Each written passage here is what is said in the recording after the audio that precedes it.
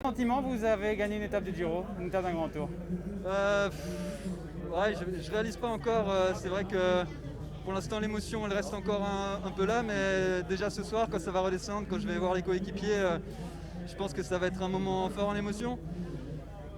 Et ouais, une étape du Giro, c'est vrai que j'avais vraiment envie d'en gagner une, mais je réalise pas encore que j'ai réussi. Revenez un peu pour nous sur cette journée.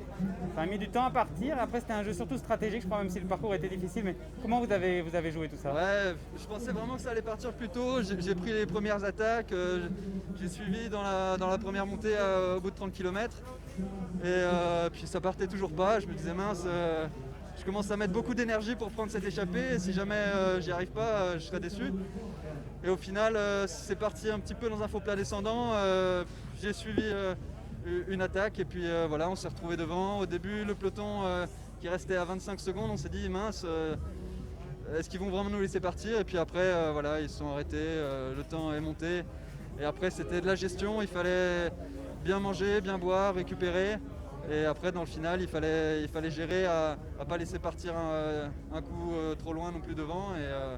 Et je pense que là, on a plutôt bien géré ça dans l'échappée. Ouais. Il fallait savoir aussi où attaquer pour vous, pour aller construire cette victoire. Ouais, bah, je savais que les autres, c'était pas forcément des grimpeurs. Après, c'était des rouleurs ou comme Oliveira, des mecs solides. Et je voulais vraiment attaquer là où c'était le plus raide. Et mon directeur sportif m'a dit que c'était au premier virage à droite là.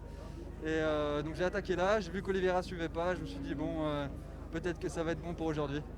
Merci beaucoup, Victor. Félicitations.